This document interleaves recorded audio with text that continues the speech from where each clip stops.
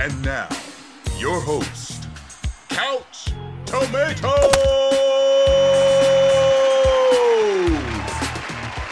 Why don't they do TV? Like, I was always on my mind, but I always thought they were going to do like a cartoon. But when then thing and it was just like, oh, live action, I was just like, whoa, like this could actually be something I'll be interested in. Like, so when I first heard it, I was just like, okay, this could really work. Like, I thought it was a good idea as far as them, expanding their universe. And this is another thing I bring up when you talk about Disney acquiring properties. When you buy something, like, just to put this in perspective, they bought Lucasfilm, the Star Wars properties, for $4 billion, right? Yeah. You're going to have to sell a lot of movie tickets to get your money back. When you factor in the amount that you have to pay to, for some of these events and all of this stuff, they're getting their money back mainly through the toys and, just the stuff that they're doing at the theme parks and stuff like that. But for the movies alone, they have to pump out a lot of movies to get their money back. So this is no surprise to me. But another thing that this brings up, they must really love The Last Jedi because they're putting Rian, who directed The Last Jedi. So he must have done something right for them to decide to give him his own trilogy. So he's the director of Looper. That's what he's other than, Star Wars, that's what he's most known for. So I'm getting a mixed signal. On one hand, this could mean that the studio might really love The Last Jedi and they're proud of what he did. But on the other hand, it could just mean that they really hate the upcoming Solo movie. So that's another part of this to where Disney needs to find another way to really squeeze the cash cow that is Star Wars. So they're like, oh, wow, you know what? We thought we were going to be able to do just prequels for the rest of our life.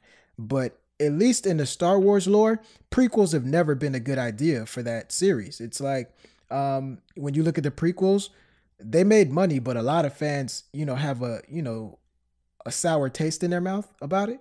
And I really think that's going to be the situation with the Solo movie.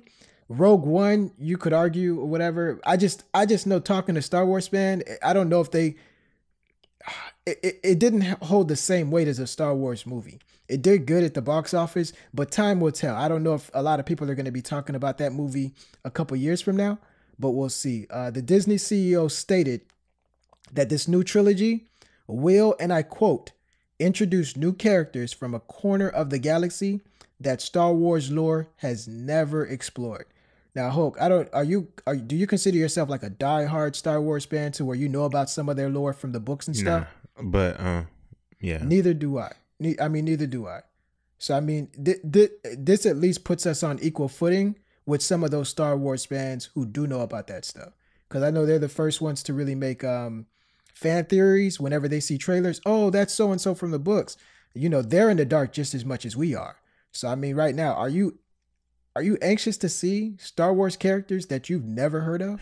For me, no. But at the same time, I respect the business decision because, like you said, because going back to our first topic, they need stuff to stream. And it's just like anytime you stamp on that Star Wars name, that brand, it's going to attract viewers. So at the same time, if you have a live action, if you're going to be committed to it, put money into it, like I really feel like it could work to the point where it could maybe connect with the movies. Maybe you have certain characters appear in the new trilogy.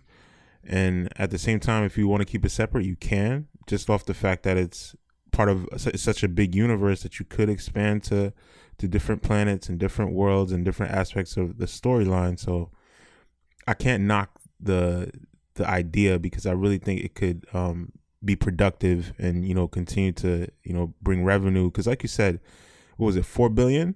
That's how much they got sold? Yeah. Yeah. Like, even if like the new trilogy, all of them make 2 billion a piece, that's only 6 billion. You know what I'm saying? And these companies, they want to make 3 times, 4 times and over. imagine when you factor in the amount that they spend on the movie, the amount that, they do their own distribution. Exactly. So it's like, no, like you gotta make that 10 times to get your 4 billion back. This is like this is like buying the Miami Heat 4 times, bro. Like, this is like a sports franchise. Come on, and that's man. Like, no. He's not the biggest franchise. You know what I'm saying? Like, Star Wars is the biggest franchise. So you gotta make, you know what I'm saying? Like you said, 10 times more. Exactly. So when you do buy a franchise, you have to pay those people salaries. Yep. Like, do you see how much millions of dollars these athletes make? It's the same thing with actors. So you're paying out $4 billion exactly, to make these movies. Exactly. So come and on, man.